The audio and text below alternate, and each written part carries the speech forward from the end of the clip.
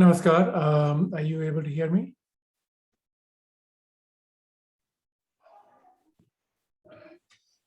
Yes. Yes, we can hear you. Thank you. Yes, thank yes, you. we can hear you, Gauraji. Wonderful. Okay, good. Saiji, where we will begin whenever at your Yeah, direction. is Kailash joining as well? No, Karaji is out right now. He will join the Okay, okay, sure. Yeah, I think we can start, Gauraji. Namaskar. My name is Gaurav Rastogi, and I'm board member and dean at the Hindu Community Institute. I'm based here in California, and I'm really honored to meet all of you today and welcoming you to the Counselor of Hindu Tradition course. Today's call really is a get to know you call. We usually do one-on-one interviews, and that's what we've done usually. But given that we're now working with Australia, we thought we'd get to see everyone in person and get to know you a little and answer any questions you have about the course. Now, the course will begin in 2 weeks from now. We will have an orientation next week, I think at the same time. And so we'll have more detail on that. And I'm happy to provide you more detail on the course itself and tell you a little bit more about the course if you like. Saiji, at your discretion, you can tell me if you need me to give a brief overview of how we got here. Yes. Namaste, everyone. Thank you for joining. Gauraji, yes, we mainly kept this session for Q&A before the course commencement or the orientation, just for people to understand what HCI has done in the past and what is the aim of this course and how it will be executed in this difficult times of online. And we are trying to mix it up as relaxations happen. We'll try to make it more, try to introduce some face-to-face and interactive sessions as well. But in general, we wanted to see, clarify any questions people might have. And we have a very enthusiastic and energetic team from here, Australia. So yeah, I would like them to hear from you guys directly on the foundations of this program and what is the aims and goals of it. So if they had any questions, they could get that clarified. And the timing, we chose this because so they can get used to blocking their afternoons, Sunday afternoons. And this week should be fine. I think there's mostly a long weekend here, but in Sydney at least. So yeah, that's the idea. You can take it over from here, and we will keep it interactive, and we'll do some introductions as well. And anyone, like as we all know, if you have any questions, please raise your hand using that little emoji, and we'll get to you. Yeah. Winji, you have your hand raised. If you have a question you want to ask right now, before I give a brief overview of how we got here and what our aims and objectives are. Yeah, thank you for that. I think I'll wait for your overview and then I'll ask you the question. Thank you. Wonderful. Sure. Thank you for that. So we started this institute 3 years ago, but we started this after many years of deliberation and contemplation, where it was started initially by people in San Francisco Bay Area, where I live. And the problem we were dealing with immediately was the California school book issue, where Hindus were and Hinduism were poorly represented in the school books. And we successfully got together and resolved that with the government. But that coming together also allowed us to get together and ask other questions. All right, so we've made our money, we've settled our families, our kids have got education. What now? How are we transmitting our tradition? What did we forget? It seems we did forget our dharma, and we forgot to transmit our dharma to future generations. And so we got together thinking about how the tradition will be transmitted to future generations, not merely how we got here. And that led to, in 2018, the beginning of HCI. And I actually showed up at HCI the day HCI was beginning. Somebody had made an announcement. I showed up, and then Then, I've been here. I'm now a board member. Been board member since our inception, and I'm also the dean of the program. You see a lot of classes. I'm the resident faculty as well. Classes dealing with Hindu tradition, and so on. My own background is I'm a regular engineer MBA from India. I did my MBA from IIM Ahmedabad, and after that, I worked in the technology space for the longest time. I've founded and sold my startup. I work with large companies, but alongside my business work, I'm also a yogi of the postural variety. But I've also taken diksha in meditation, and over 2 decades, I've taken several dikshas. I have a deep meditation practice. And I've actually been teaching meditation and yoga in the Bay Area for the last 10 years. And so when it came to HCI, this helped me think about, what I wanted to do and the sort of impact I want to have. And creating an institution was the right step at the time, and it continues to be. So I'm going to pause. I'm going to tell you a completely different thing from the historical chronological detail of HCI. And I'll come back to the chronology again. Hindu tradition is, has, if you've had artisanal water, right? Water that has, gone through the surfaces of the soil over hundreds of years.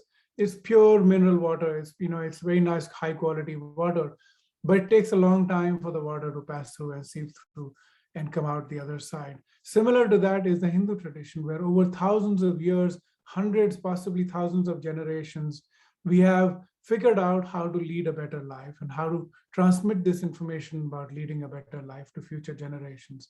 We have gone over several flood cycles. We have gone past several desert cycles. This is a tradition that has traveled a long distance of time. There's a lot of wealth of civilizational wisdom available in the tradition.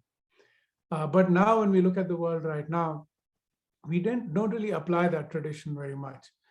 But if you look at, say, the Bhagavad Gita, which is our source text for HCI, the 3 yogas that are mentioned here in Bhagavad Gita are Bhakti Yoga, Jnana Yoga, Karma Yoga.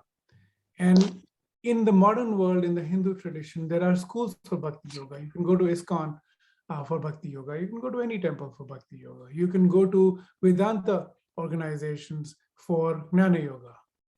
You can go to Dhyan organizations, meditation-oriented organizations for Raja, for meditational practices. But for them, the Krama Mukti is... sorry, there's some sort of echo on the line. I'm going to mute. Okay, there, Mathuraji, thank you. I appreciate you silencing your line. But then what about Karma Yoga, which is, the essence of Bhagavad Gita itself it's about Karma Yoga and action. So what schools exist to teach us Karma Yoga? What schools exist to teach us Karma Yoga? Because as householders, as people who are busy, running a life and running a family and so on, what is the primary means of self-expression and of self-realization that is available to us? That is Karma Yoga. How is it that we do not have schools for Karma Yoga? HCI is a school for Karma Yoga. This is important to know because the venture you're undertaking as by joining this institute is you're actually taking on this vow of Karma Yoga and serving selflessly the society using excellence in your own professional domains. And so yoga karma su kaushalam, right? Yoga is skill at work. So HCI helps our members, our Sangha, our community to learn to serve and to find opportunities to serve. And that's how we think about ourselves. The third thing you need to know about HCI, so that's part 2 of what I need to tell you. The third is we're living in a modern world which is severely wanting. We have high standard of living, but poor quality of life. If you look at the Western world and very much the urban parts of India as well, we live away from the context from which our families arose. We're not in our villages and our towns. We're away from the traditions that we came from. And you see this epidemic sweeping across the planet, which is not merely COVID-19, but predating it and will continue for a long period of time. That is loneliness. People are separated from their society, their community, And this loneliness has health impacts, it has impacts on the society, and it has impact on the kind of future we are creating for our children. What is the cure for loneliness? And that comes to the essence of the services that SCI wants to launch, which is our definition of dharma is that which brings the society together, a cure, a reconnection of each one of us, where we are training to become counselors of Hindu tradition. And in taking that training, we are now becoming available to our community, not merely Hindus, but everyone in our community, to bring them a connection, a human connection that all of us sorely lack, and to bring us the thousands of years of wisdom available to everyone to improve their quality of life. So you are essentially acting as an extended member of the family to everyone in the community, as a friend, as a confidant, and as an elder in the family. So this allows us to undertake a very interesting and very challenging societal mission, which is to reconnect all of us in society and create a better society through the application of wisdom available to us in our tradition.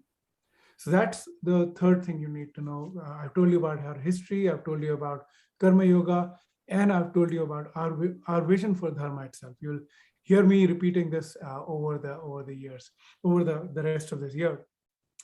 Now, the fourth and final thing I need to tell you is this course is designed from the ground up. We are taking the best of the modern world, best of technology, and the best of Dharma. We have practitioners of each of these domains come and talk and work with us. So through this course, you will have the joy of listening to 40 to 50 instructors that are at the top of their field. You know, we hear from Jewish chaplains, we hear from Buddhist chaplains, we hear from doctors, emergency room doctors, we hear about estate planning, we hear about what happens in palliative care situations, we hear a whole bunch of things. We hear from swamis and gurus as well, alike. So this is an action-oriented course, and we get people from the field doing their job to come and tell us what's going on in their field so that we will be better positioned to help members of the society. That has been a source of sheer joy for us, because I learn something new every time we run this course, because the instructors come in and tell us something new and wonderful all the time. And so this is an interactive course.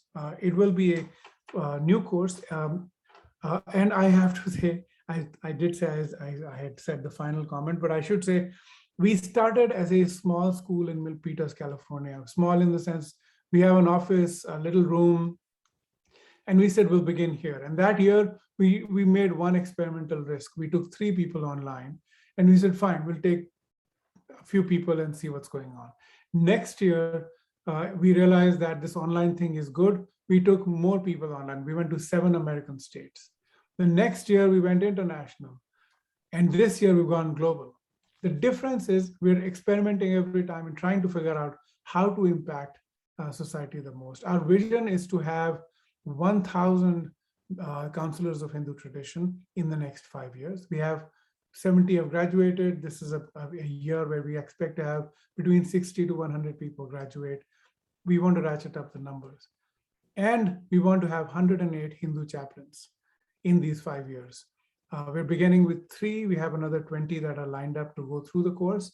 So you do this course, and then you do another course on top of this with the Graduate Theological Union, which is an institute here in Berkeley, all online. And then you can then become and serve as chaplains in your community. And we want to have 108 chaplains. That is not a drop into that ocean of chaplaincy. If you think about what spiritual care is, and again, I don't want to give away my orientation and the first and second lectures, I'll talk at length, but you will see that spiritual care, the time has come for Hindus to take on this job. The way we are recognized as great technologists, in the Bay, I live in the Bay Area, you see an Indian guy, you assume this guy is a technologist or a doctor or a lawyer. They just know that this is Indians are equated with the excellence in these fields.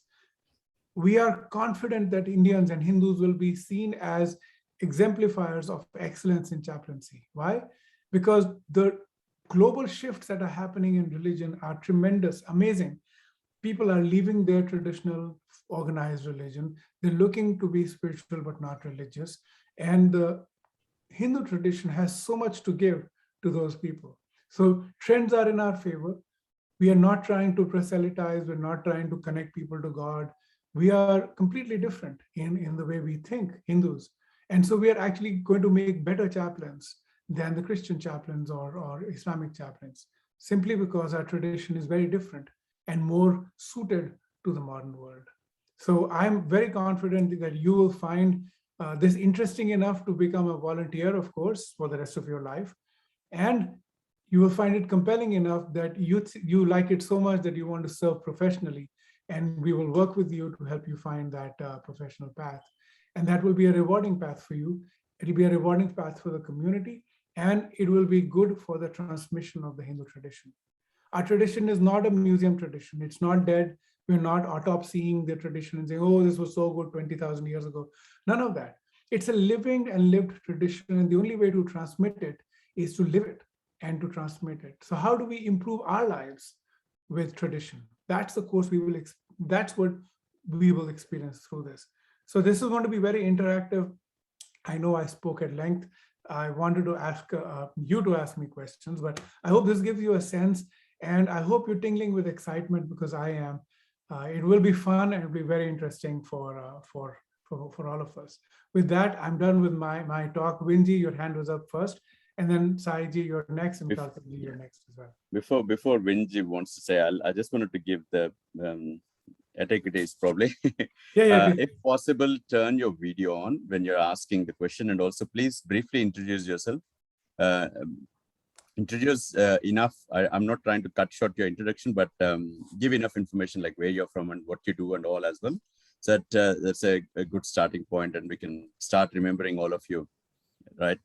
So that's all I wanted to add. Yep, Vinji, you go ahead. And you'll hear us use the word G. It's a convention we started at the beginning of HCI, which is we gave everyone a middle initial. It's G, and now we call each other G. So if you know each other professionally, you'll have to tune your mind later and not call them G in your business setting. But we hope you'll like it. Vinji, please go ahead. Right. Thank you so much Cool. to hear your introduction about the course. Sure. I think you've answered half of my question that I wanted to ask. But basically, I'll give you a background on myself. My profession is in the public service. I've been in the public service with the Australian federal government for more than 21 years, and previously stationed in Singapore and then in Australia. I'm interested in the cause mainly because I want to contribute something back to the society and relate myself to other Hindu brothers and sisters that need some form of assistance. So my question would be, you had mentioned that the chaplain program had started in the US in 2018 and then expanded throughout the rest of the US. Basically, I wanted to know is how successful has that been in terms of the service provided to the community, and how people have found it easy to tap on chaplains, and how difficult has it been, and what kind of methods have been used to, do they go to the institute to get the chaplains, or do they go through different levels of organizations to reach chaplains for assistance? That would be my question. Thank you. Great. Okay, so what is a chaplain first? I'll answer that, and then I'll come to your question.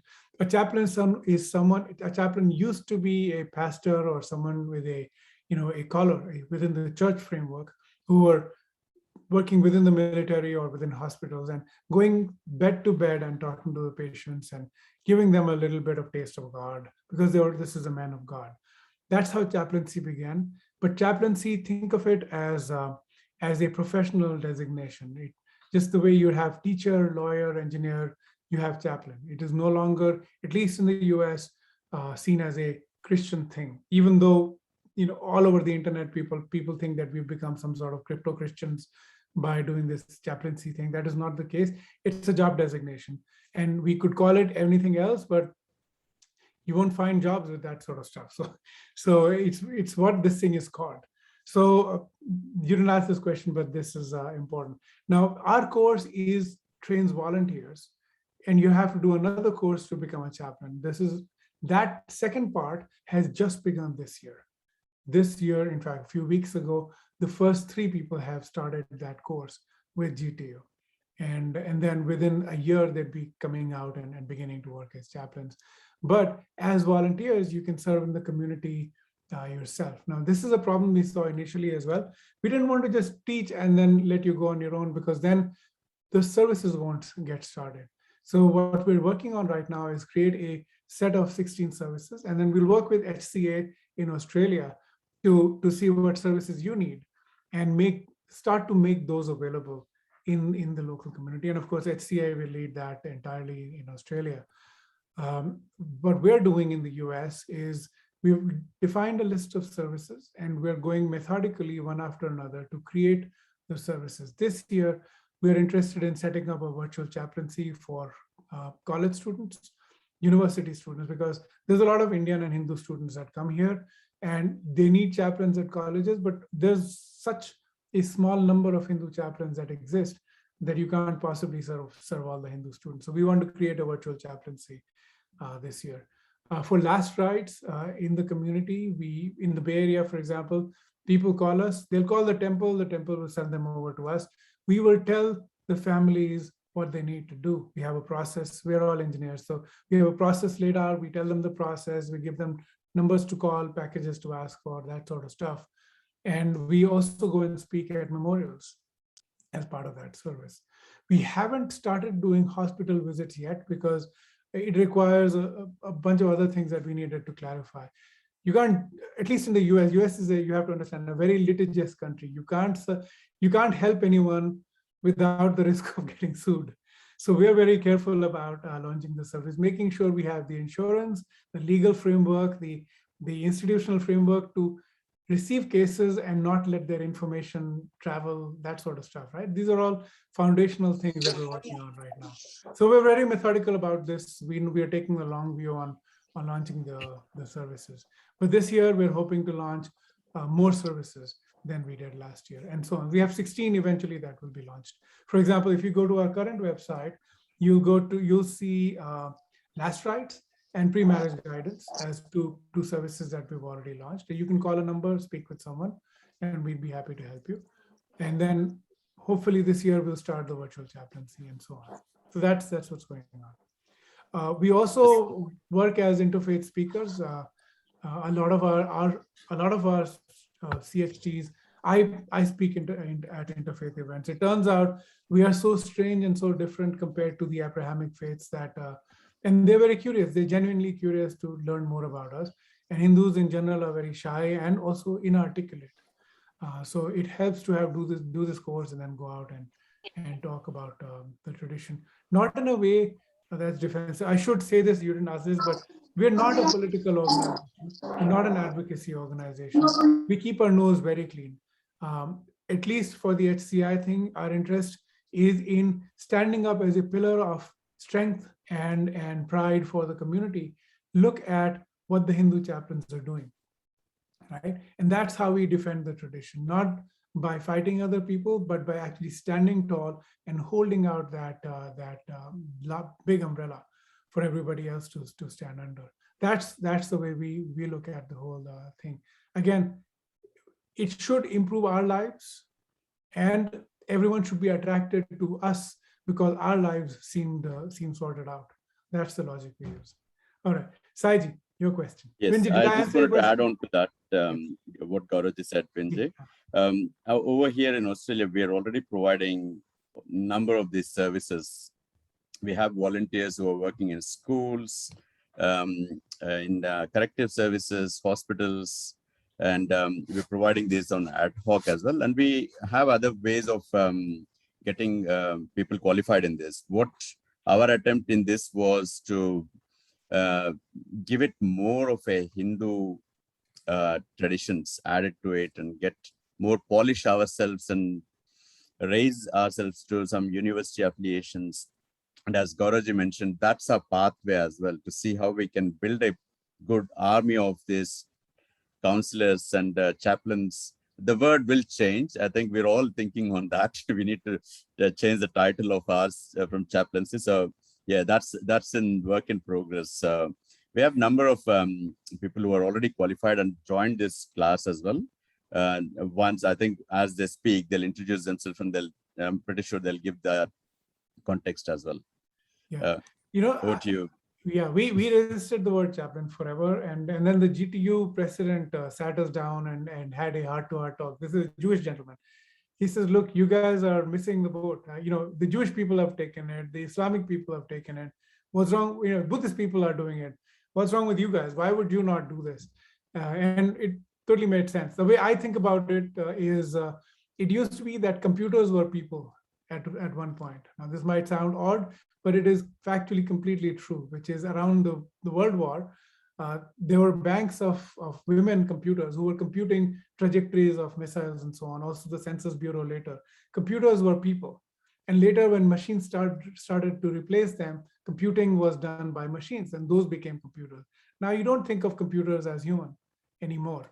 It's the same with chaplaincy. Over time, as more Hindus come into this and begin to excel, you can expect that chaplaincy will not be seen as a Christian word, but as a secular word. Karthik ji had his Karthik ji, raise. and then Ravi ji after that. Yes. Yeah. Namaste. Thanks for the wonderful explanation. And actually, we are tingling with excitement. That's one thing.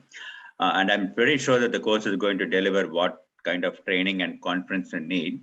My question is, once you become a chaplain, there is besides an individual, effort, there needs to be an organizational support for simple things like carrying materials and putting up a banner, and and there always be at the end of the day some monotheistics who's coming and abusing you or things like that. So what kind of more organizational support has been provided in US, and what are we looking at here? Yes. Thank you. Yeah. I'll let Saiji answer the second part. Let me answer the first part.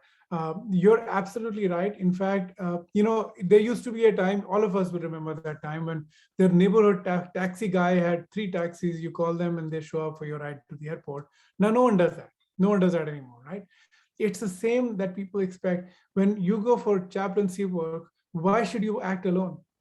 Why should you only rely on your subject matter expertise? Because there are only so many things you and I can be experts in. Why not have the entire community available to act as subject matter experts, to act as knowledge repositories, and to act as supervisory and connective issue. So that's what we're building. When we look at the future of spiritual care, in fact, I have a talk at the Parliament of World Religions in 2 weeks on this exact topic, that the way you can't just be a standalone chaplain. It's not good enough. There's only so many people you can serve. But if we act together, then we can serve the entire community in unison. The other thing we're doing is signing up, robust MOUs with partner organizations. For the second half of your question, you had 3 parts. So the second part of your question was, what if other people come in and beat us up or say things to us? We have Saiji already knows this. We partner with Hindu Speakers Bureau. We partner with Hindu American Foundation. We work with interfaith organizations. I'm on several interfaith organizations. I'm on the advisory board at GTU. We have, we're trying to build very tight interfaith and within Hindu tradition relationships for this exact reason, that we can't respond knee-jerk to anyone who's attacking us, but we can respond systematically. We want to be good citizens, but we do not want to be pushovers. So that's the attitude we're taking. Saiji, on Australia, if you have anything to add. Yes. Karthik ji is very experienced and senior volunteer in the society. He's a Sanskrit teacher. Wonderful. Karthik, we are working in unison with number of people. Like from my experience, where I work in hospitals and all, there's social workers and there's sometimes police and other people involved as well in cases. And what I've seen is lack of Hindu chaplains there, but they generally, the language translators and others who are all well organized, and also I expect less of that. But what they're saying is like sometimes they can't find a Hindu chaplain. Yeah. They just get Buddhist or someone close to it. Yeah. So yeah, the need is pretty much there. Sometimes the translators are taking, like we have some organizations like Jet Australia, from where people are little learned, so they do that chaplaincy role. And Jayanti ji from our team, I think she couldn't join today, and we also have Jayaraman, who have been doing this piece of work as well. So yeah, we'll move on to the next question, Ravi ji.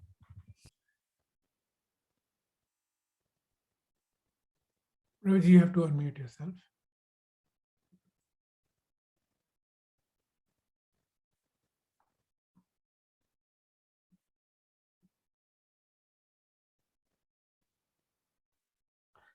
Sorry, I'm Ravi. I am working in justice and immigration in Australia as a religious liaison coordinator. I am doing not only for Hindu, I am as a religious liaison for all the religion.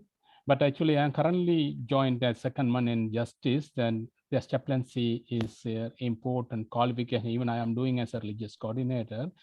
That's why, I was entered to this course. Actually, even though I am a by-born Hindu, and also we are spiritually going through from our motherhood to here up to this level.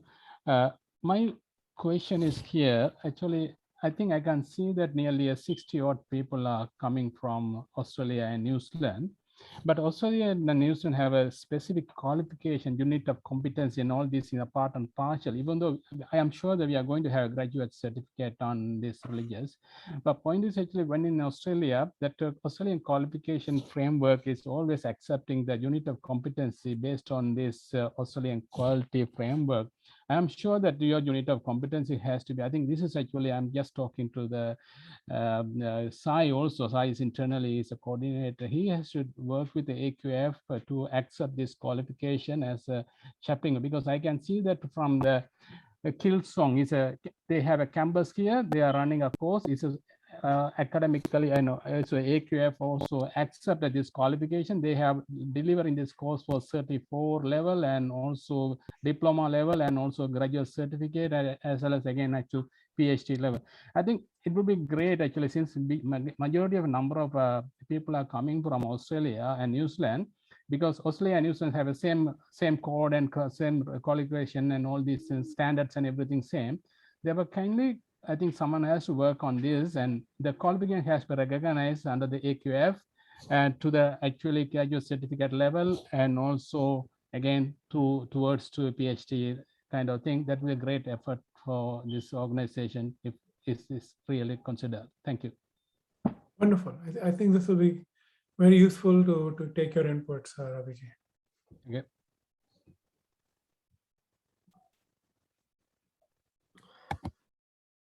Hi, my name is Jay Kumar.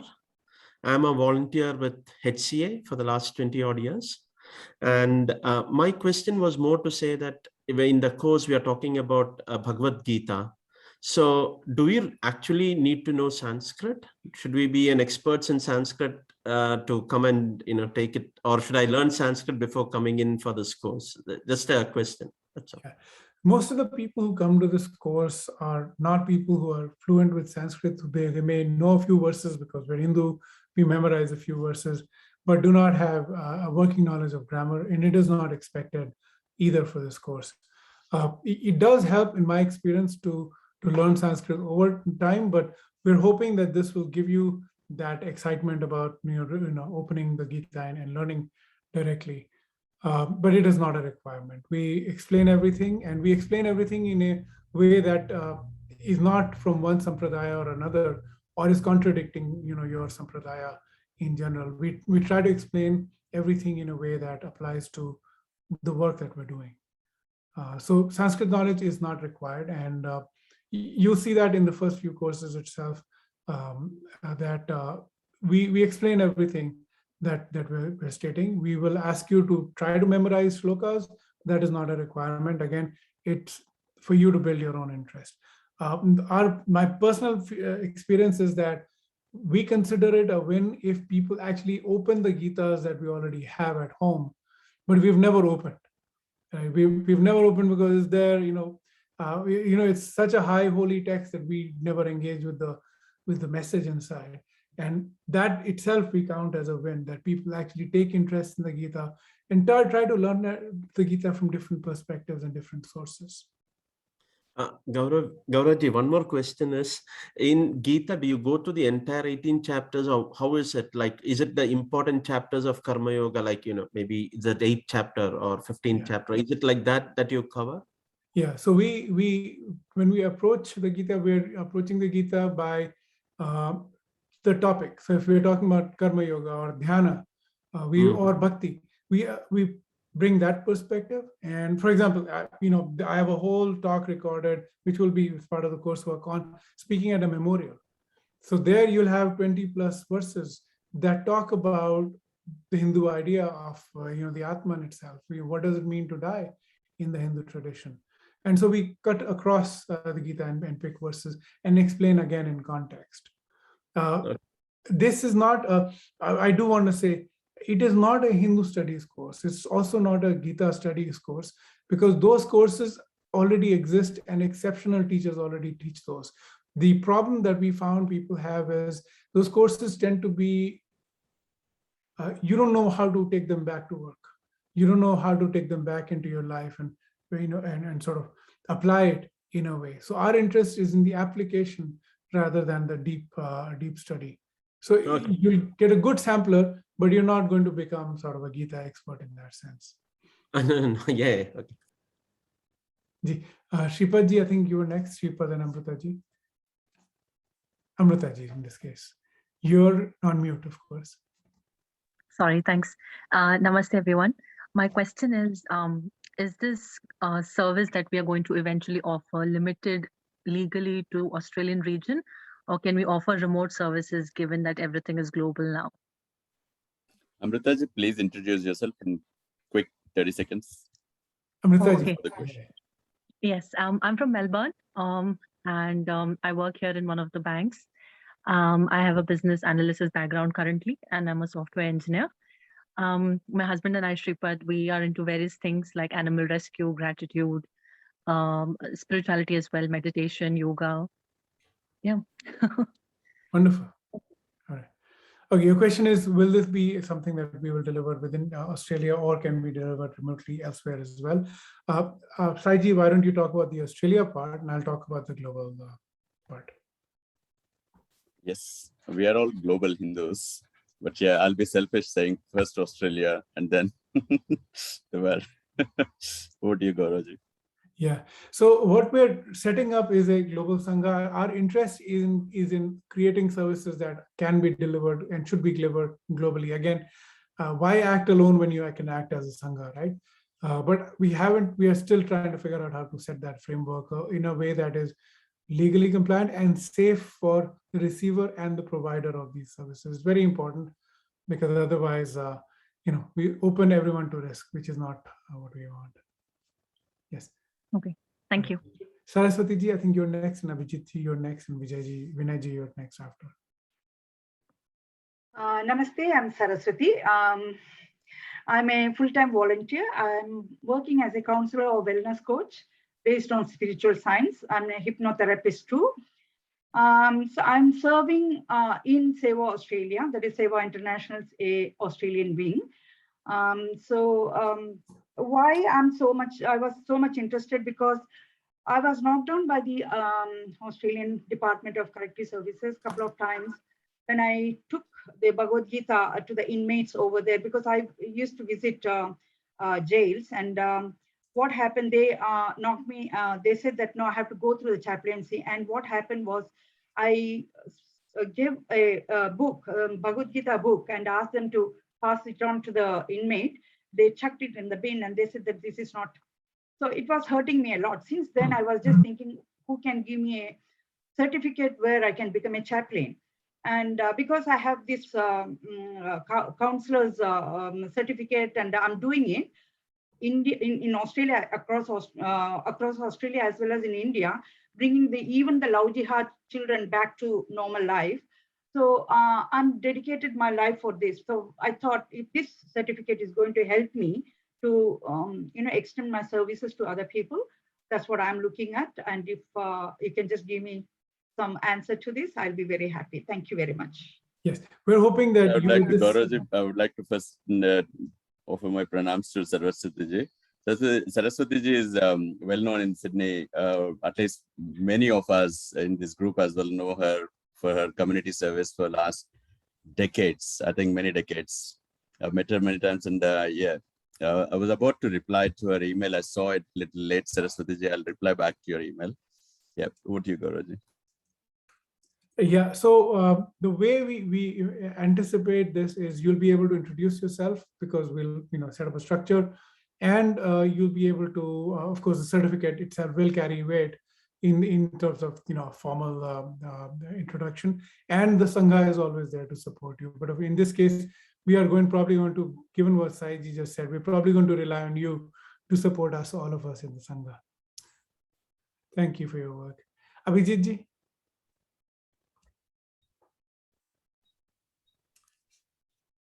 Namaste, Gauroji and everyone. My name is Abhijit Bhide and I'm from Melbourne.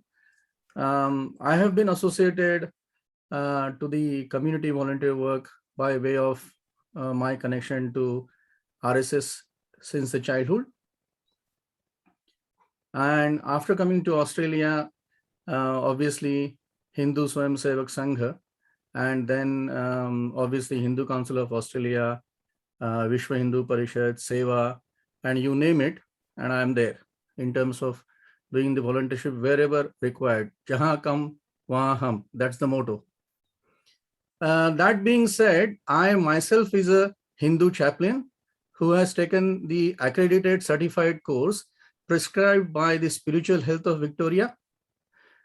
Along with that, I have done some course for the last rites, as well as probably we may call, and it is not the exact replacement, but in case of chaplain, in some cases, you may call that name as a Pandit. So when it comes to doing last rites, obviously people are in search of someone who can actually execute those last rites, so on and so forth. So I have two things in my mind. The first one is probably Gauroji, you would be able to share your experiences in that last 3-4 years you have been conducting this course, which is likely like a proper recognized course whereby you provide the accreditation to the participants. What is the percentage of participants who actually continue to provide the services after doing this course? Because many times what happens, people do 9-month course and then they are busy in their own life, and then subsequently they don't really continue to provide the service with which the organizations are looking at them. That's question number one. And question number two is, you've just mentioned that after completion of 9 months course, you probably are recommending people to go through the prescribed syllabus to become a chaplain. How about we try and combine these two things together, which actually has happened in my case. Just to give you 2 more minutes and then I will listen to you. When I did the chaplain course, Spiritual Health of Victoria had some standard guidelines, which actually we took as a basis of the course, and then tailored the course in such a way that those modules become a part of the chaplain course, so that our accreditation was very simple, that, okay, these are the prescribed guidelines which has been adopted by all these 21 people who have taken the course, and now they have become the accredited certified chaplains to provide chaplaincy in palliative care, in aged care, in jails, in hospitals, wherever. So that is something obviously we at the Australia level will be doing from the Hindu Council of Australia perspective. But what has been your experience in terms of thinking on those lines? Thank you. Thank you. First of all, we find that HCA is actually better organized than the Hindu organizations in the US. And that's quite an impressive feat, the way HCA functions and is organized. In what our experience with to answer your first question, what percentage of people go on to offer these services? it's improving by the batch. When we take people in, just the way we're doing this conversation, we are making sure that people that come in have a background in service. The reason is, if you haven't tried doing this before, then you're not going to, you'll be less likely to actually apply these learnings back to the work. So we ask for a background in community service to begin with. And the second problem is, the reason we're setting out the services in the way that we are calling it Ananda Core, and through this course, you'll get to hear about it.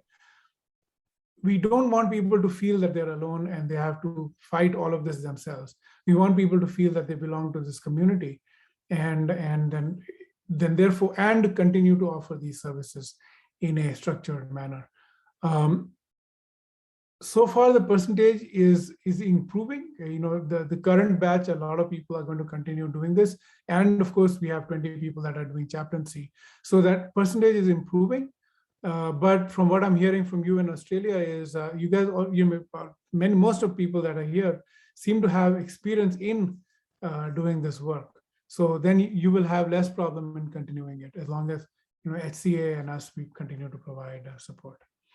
All right. I know there's some chat discussion going on the chaplaincy not being Pandit or Purohit. Those are true, but I guess those will distract us today. So we'll get into it later. Next question. So Vinayji, you're next, and then with Matsya Deviji, I think you're afterward. All right. Namaste, Gauravji and Saiji. I do not have any question, but I just thought of introducing myself because I'm a little bit pressed for time today. My name is Vinay, and I am based out of Sydney. Have been living in Australia for about 7 years. Before that, I used to be in your area, Gauravji. I've spent about 10 years in Bay Area. Nice. Throughout the life, professional life, a lot of hodgepodge keeps happening. And I have started, a few initiatives where to my colleagues, etc., I try to educate them about the essence of Gita and Upanishads, etc. So I found this program very interesting because this is going to be a structured way of learning. So do look forward. And again, namaste to everybody in the course. That's good. Nice meeting you, Vinay. Yeah.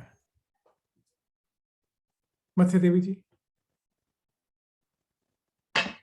Thank you so much, Gaurav Prabhu. Namaste, Hare Krishna. This is, I heard many of you. I missed you. I was waiting to hear from you. I missed your first 5 minutes, I think. You are the one going to give the classes to us? Yes, that is correct. Okay, yes. Yeah. I missed it that you are going to teach the whole Bhagavad Gita. Well, some parts of it, not the whole. Okay, yeah. Yes, that Bhagavad Gita. Now, when we talk about Bhagavad Gita, we are thinking it's a Hindu, no? Because Krishna has come, he has to come in one place, right? He chose where people can more pious and listen. So he has come in India, but it doesn't mean Bhagavad Gita belongs to India. It's a whole universe book. It's you have a human form. Anyone can read and use it, right?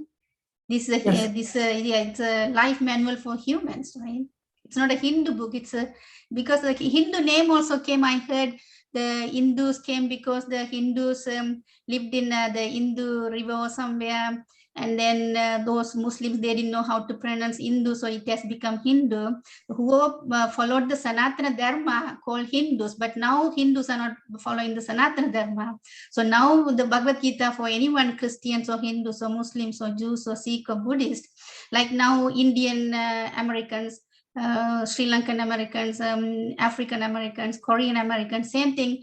There can be Christians Hare Krishna, Hindu Hare Krishna, Muslim Hare Krishna, Jews Hare Krishna, Buddhist Hare Krishna. Anyone can practice because this is becoming a better whatever practice you are practicing. If you are a Christian, you become a better person, go closer to love God better. That's all. So we can, that the thing is, we have to realize this Bhagavad Gita just not only for Hindus. It's a human book, but we are Hindus. We know about the value, so we have to give it to anyone and everyone who are ready to get it.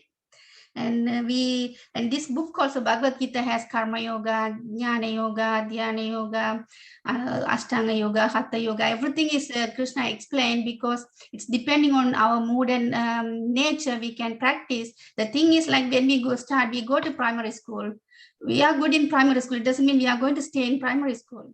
We have to go to high school, middle school, high school, something like that. So the Karma Yoga, we have a yoga ladder from Karma Kanda, Karma Yoga, Jnana Yoga. The topmost goal is to reach the Bhakti Yoga. We don't want to stay in Karma Yoga or Dhyana Yoga or Karma Kanda or anywhere. We want to, our goal is, so if there is a way we can go straight to Bhakti Yoga, that's the best. Krishna is explaining in the Bhagavad Gita, right? So just there are people asking different questions. I thought it's better they will understand.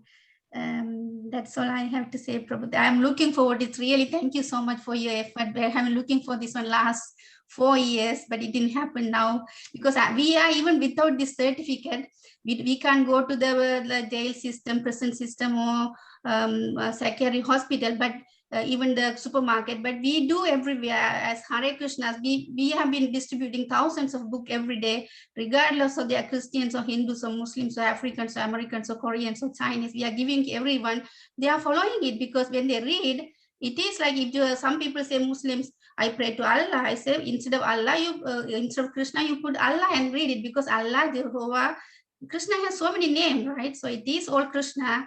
So they accept it. So it's, I'm looking forward to, because with the certificate, we can even go to prison, psychiatric hospital, everywhere. Thank you so much. Thank you so much. I have no words to thank you. Thank you so much. Hare Krishna. Thank you. Dilipji?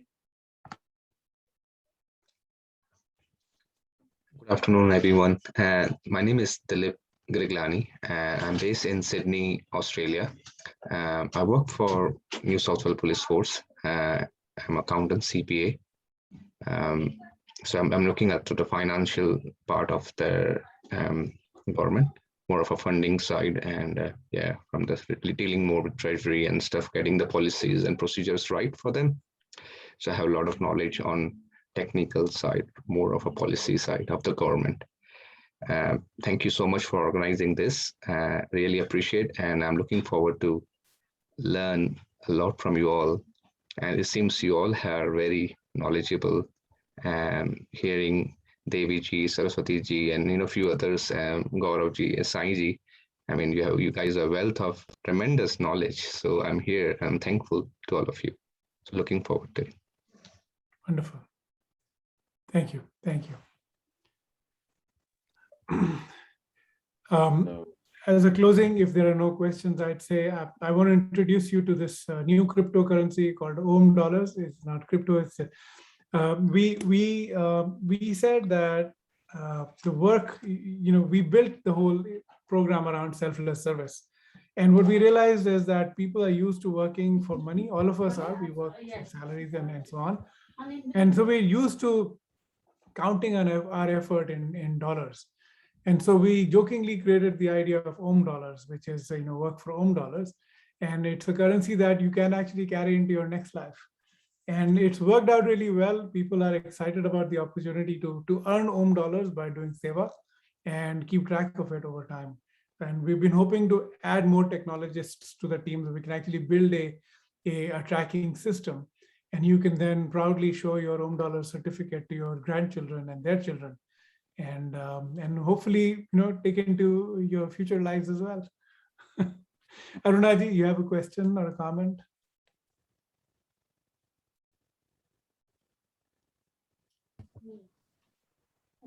Arunaji, you're on mute. Arunaji's photo is so lively that I thought she was actually on video. It turns out she's not. I was wondering.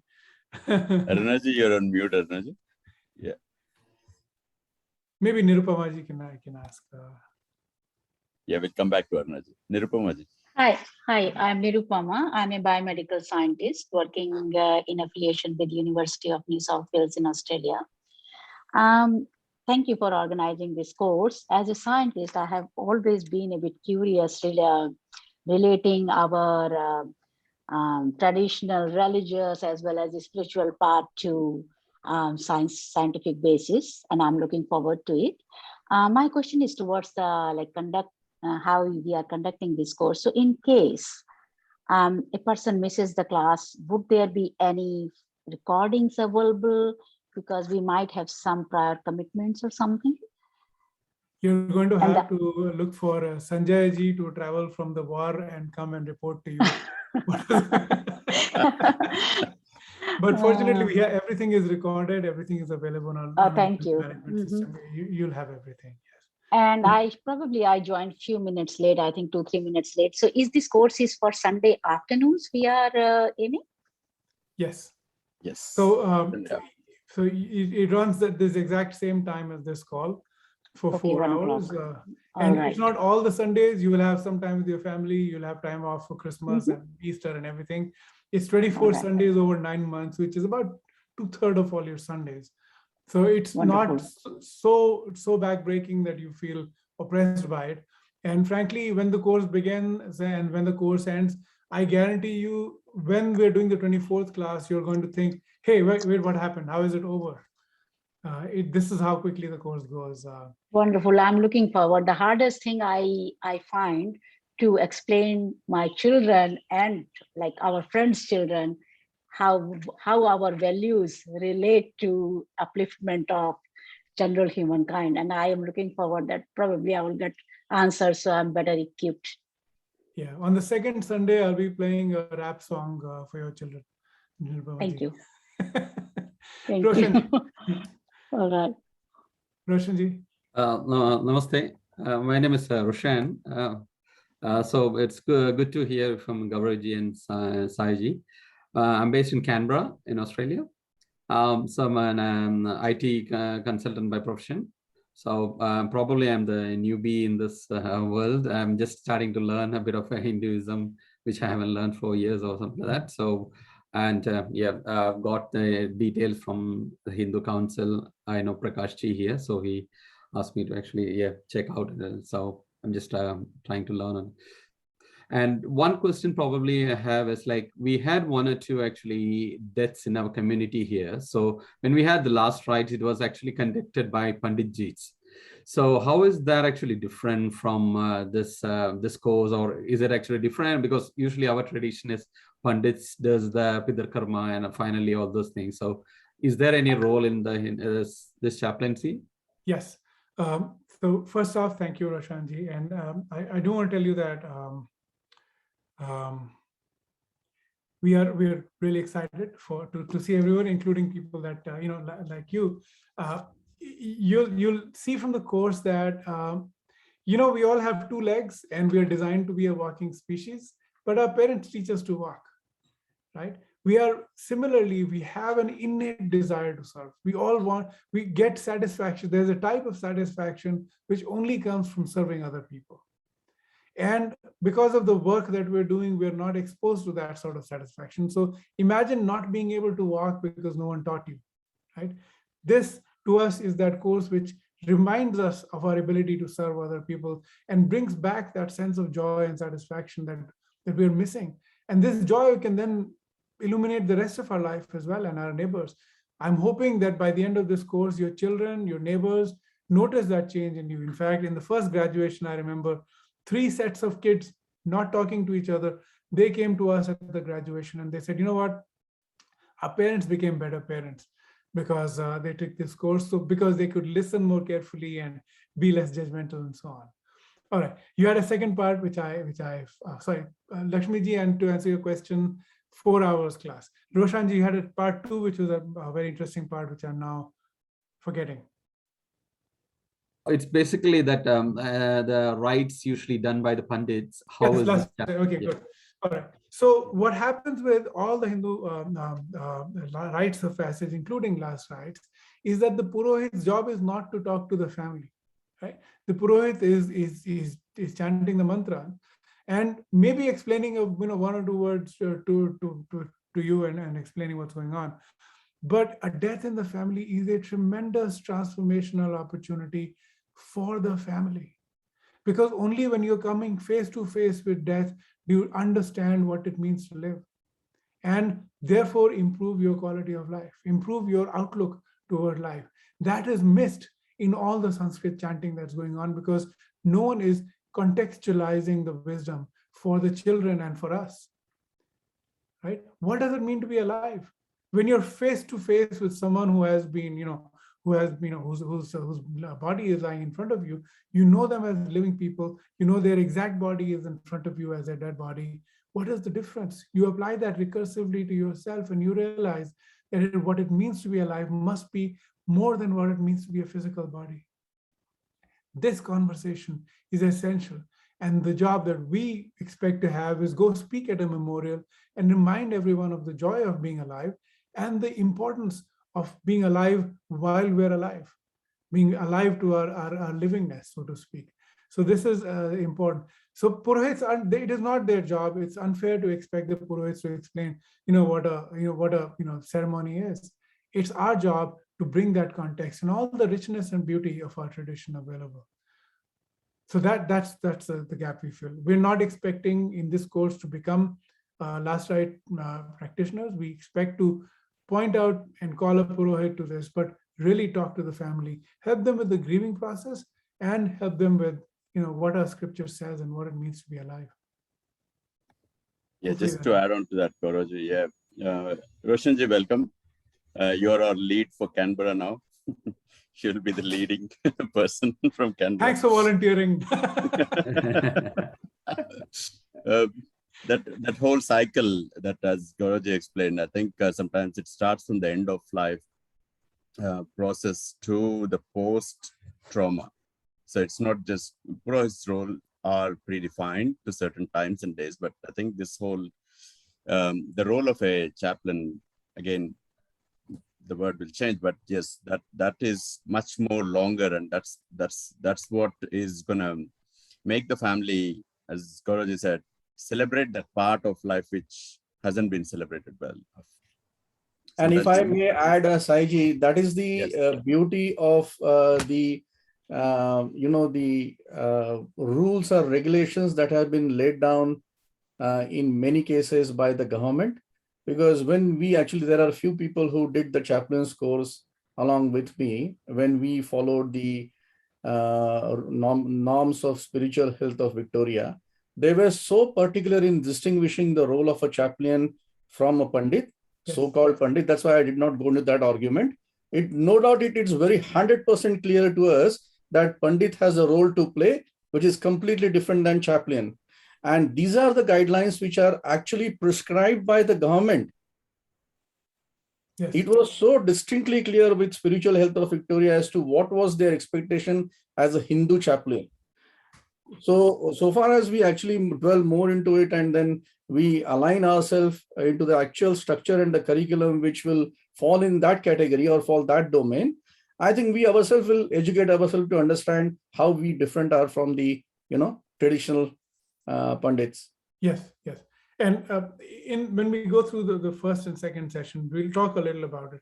We are filling a gap that arises out of us being the Hindu society is structured very differently from the Western society. And you'll see that I have diagrams and whatnot. But we are placed in a context where the structure of our society we're unable to maintain.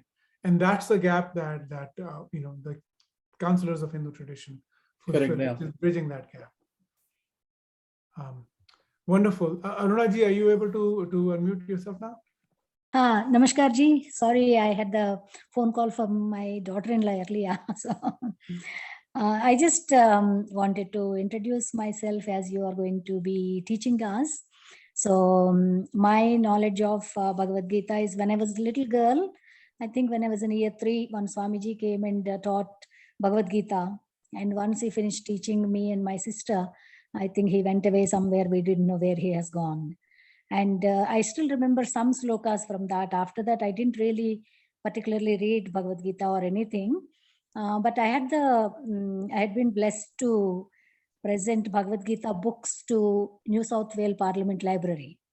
And we wanted to give one book. And then I think our Consul General suggested that the Radhakrishnan wrote a commentary. So he said, since you're giving it to Parliament, perhaps we will get that book. So like that, everybody sourced books, and then we ended up giving 5 Bhagavad Gita books. And that day when we were going to organize because this was actually motion put in the Parliament House, and then they gave us the date. And I was working towards giving these Bhagavad Gita books, and 5 books came. And then 2 days before, I have realized, because when somebody told me, it was actually Sri Krishna Jayanti. The day was set to present these books at the Parliament House. Then I thought, my goodness, till now I was thinking I was doing all this. But then I realized it's Lord Krishna himself organizing all the events. So then I had asked one of our community members to dress as Krishna and Satyabhama. So there's 2 little kids, one boy and girl dressed as Krishna and Satyabhama. So from their hands, we have given these books to New South Wales Legislative Council President. So that is my experience. And then again, talking about chaplaincy, like I make garlands. I've learned from Helensburgh, the Hindu temple. And then last in couple of years, that whoever in my friend circle who passed away, I've been making garlands and sending them.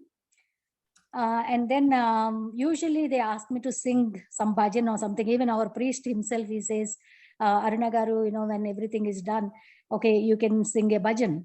So initially when they asked me, I was very nervous to sing at that kind of, death ceremony. Yeah. But over the period, now I feel comfortable singing. But I think with this course, it will really help me to connect with people who are grieving. Yes. And I feel very blessed to take part in this course. And Sai Ji knows my work. It's a quite, we do Ganesha festival, Sai Ji and our team. And we brought 12 feet Ganesha from India and fiberglass one. And all the events, what we do for Hindu, it's always entry is free. And it's more, giving back to community because we came to that age group as well. And always think of giving back to community and serving humanity. That is the survey. That is the motto. And Gauravji, I just wanted to introduce myself just before we started the classes. And thank you very much. Thank you. And, thank you. I want to, before we go to Rashmiji, I do want to introduce you to Nandkishorji. Nandkishorji, of course, is leading our admissions and he's a graduate of this course earlier. And of course, Lataji. Lataji is here, or is she not here? Where is she? It's hard to see. She is there. She's there. Is she there? Oh, she left? She was there as soon as I took her name. Okay, never mind. All right, good. and before Matya Devi says, Arunaji, I have to say, if you mention the Radhakrishnan ji's Gita in front of too many ISKCON people, you're going to start a riot. So, so there is a lot of argumentation. I had 5 commentaries. 5 books came from various organizations. I think the priest, the Swami I have invited from Hare Krishna, Sri Ramakrishna temple. Shardananda Swami, he's like 80-year-old. And he brought his book, and that was the intention. And he was going to speak and give, but 4 other books came along. And then within 1 year, one person actually took oath on Bhagavad Gita, and we have first Hindu MLC in our Parliament House. Oh, wonderful, wonderful. Rashmiji. Namaste, Gauravji. Yeah, can I speak? Yes.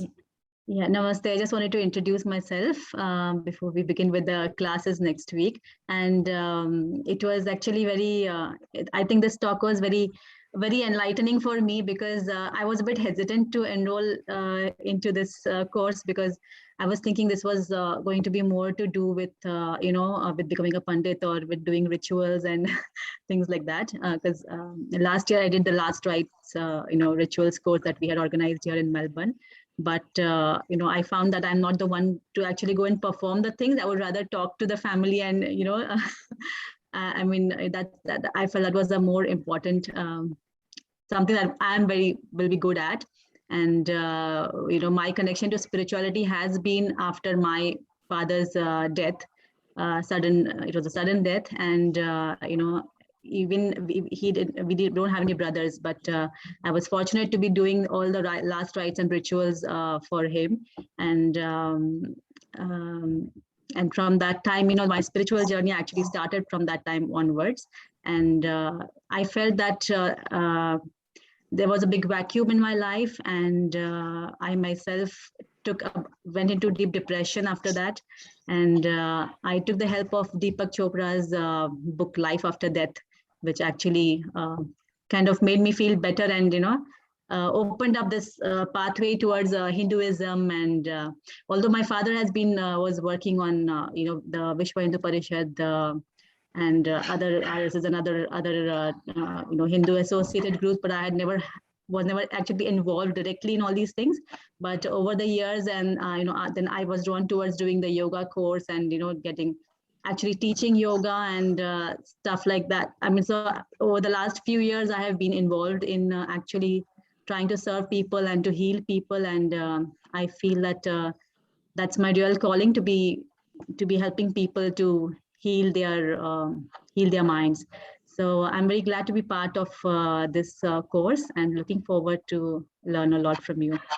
Thank you, Rashmiji, and welcome to this course. Hare Krishna, Matsadevi. Rashmiji, just wanted to say one thing. I think your father will be very happy to see you getting in his footpaths now. And yes.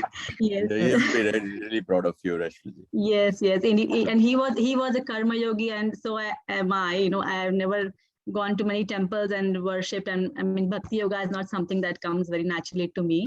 So I have realized that karma yoga is my path to reach the higher goals in life. And yeah, and I've had some amazing spiritual experiences after I went into a lot of meditation and all these things. So I'm hoping that once we have in-person interactions here, maybe in Melbourne, would be able to share all those experiences. Yeah. At this point, I'm so excited that I feel like I should come to Australia.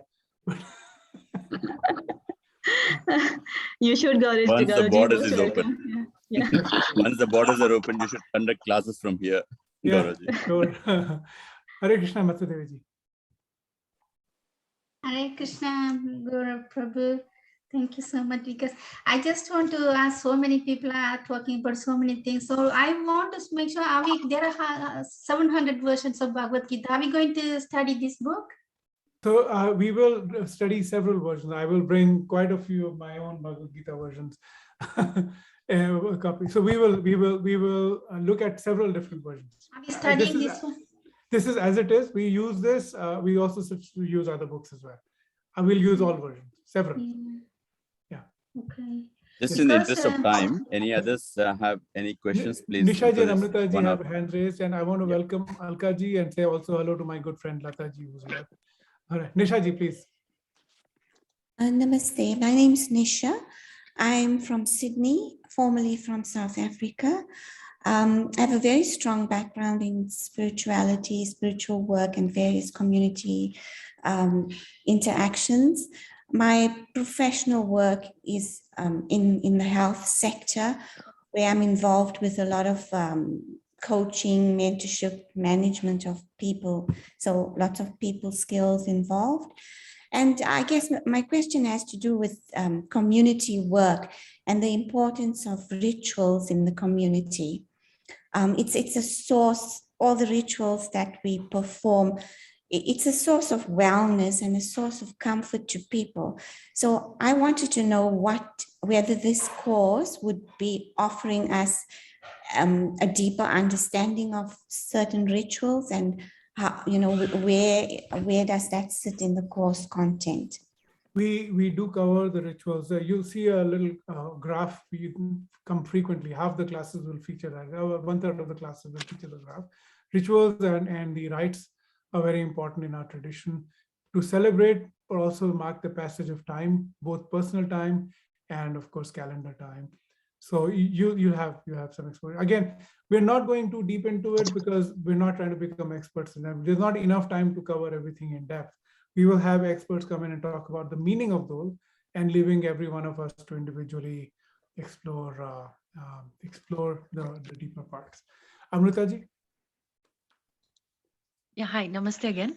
My question is, the 40 hours service that is expected to be done via this course, is that an expectation to do it, say, in the first 6 months of finishing it, 1 year, so that with time it doesn't fade?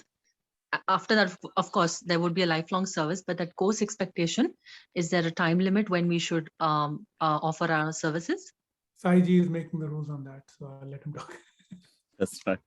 Sorry. Amritaji, as I said, like I'm a bit greedy on that aspect of building my army of karma yogis. So I shouldn't be doing this, but I put a requirement as part of course saying that 40 hours. And yeah, this will be after the course. And yeah, we are quite flexible on that. But what we were expecting was to, when this kind of calls come, they come in emergency, right? And we want to have that commitment from all. So I might not be available or Gauraji might not be available. So if you're available, we'll send a call out and whoever can get in. That's how we wanted to have a pool of hours so that we can guarantee our service and continuation of this seva. So that was the reason for it. Yeah. Okay, so there would be like a roster or a rotation format, or Correct. at least until we finish the minimum 40 hours? Yes. Yeah. Okay. After that, great, it's all thank you. voluntary. Yeah.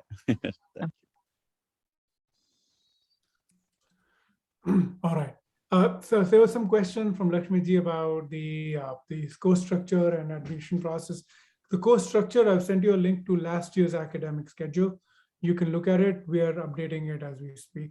So, when we meet for the orientation, we'll have that for you. The admission process, Saiji will talk about again. So basically, there's a form for you to fill, and there is the payment of fees. And usually we do an interview. This counts as an interview, so you're all covered on that front. Saiji, on the form, does everyone have a form and whatnot? Everyone has the form that they're filling, right? Fantastic. Correct, yes. Good, all right. I think there's one more question. One last question. Yes, Pradnya ji. My name is Pradnya. I'm based in Melbourne, and I'm involved in volunteering in community language school. So I'm thoroughly enjoying my work over there. And through this, I think there were lots of questions which Gauravji you have answered. And I'm truly excited to be part of this group, and thank you all. Namaste. Wonderful. Thank you very much. There'll be more opportunities for us to get this. I think this is just I know there'll be a lot of questions. That's why we had one special Q&A session. We can ask more in orientation as well. I think some of that will be covered in orientation. I would like to quickly introduce a team who has joined from Sydney, the co-chairs. Like we have Jayaramanji, Muralidharanji, and Gopinathji.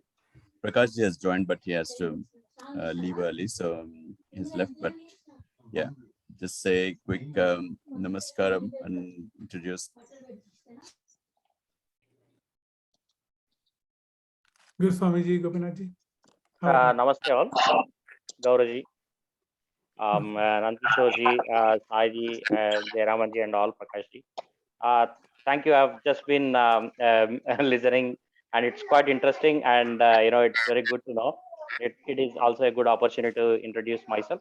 So I'll just quickly a brief 5-second, 10-second introduction. So I have been in Australia for about 5 years, and in my have been volunteering with Hindu Council in the SRE area, and with JET as well. That's about my voluntary experience. And professionally, I'm working in IT and trying to run a small business. So that's about my professional work. So, and I'm definitely looking forward to working more with you all, and then learning more about the program. I have a few questions, but I will maybe postpone them as I want to understand more from you, and then I think my questions will be resolved slowly. Yes, over the save next it, few weeks. Gopinathji. Yeah. Muralidharanji. That's it from me. Thank you. Namaste, everyone. My name is Muralidharan, and I've been in Australia for over 40 years and been very fortunate to have served the community in various respects over 30 years. Very happy to be of some service to Hindu Council and also to HCI in making this course a success in the community. Thank you. The thing I find, Saiji, exciting about our collaboration between HCI and HCA is when spoken with an Aussie accent, both names are exactly the same. Yeah. Thank you. Thank you, Muralidharanji. Gauravji. Dadaji, namaskar. Namaste, Gauravji. I quickly wanted to introduce Alka ji, Alka Bhide. She's there in that. She said she didn't get any email. So I just want to make sure that she's connected with the Australia group. So Alka, can you please introduce yourself? Yeah. Hi, everyone. I'm Alka from Sydney, Alka Bhide. And I have been in Australia for last 30 years. I was working as IT analyst for about 29 years. And yeah, just taken retirement and looking forward to work with all of you and learn a lot from all of you as well. I do volunteering, but I had a NGO sort of working through Sydney for a few years, and just help everybody, whoever I can help with. So with my retirement, I'm starting this new journey with all of you. Thank you. Thank you, Alka. Mr. Alkaji, I saw your email. I sent an email last night, and I've also inquired with Abhijit ji because he shares the same surname. I thought he might know you, and I was just asking him before the meeting whether, yeah, but I'll reach out to you, Alkaji. Okay. Thank you. And I also want to introduce Usha ji. Usha ji is the assistant dean, and she's also doing her chaplaincy course as well from GTU. Usha ji, yes. You have to unmute yourself. You know the drill. Okay. Namaste, everybody. Really, we're all so excited to be, working with you all, getting to know you all. And this is a beautiful thing you've landed on. That much I can guarantee you for sure. Thank you very much, Usha ji. And Saiji, thank you very much. And to everyone who attended today's call. Thank you all. Welcome to the Sangha. And we look forward to spending the rest of our life doing karma yoga together. Namaskar. Excellent. Thank you. Thank you all. Thank you. Thank you. Yeah, namaste. Bye. Bye. Bye.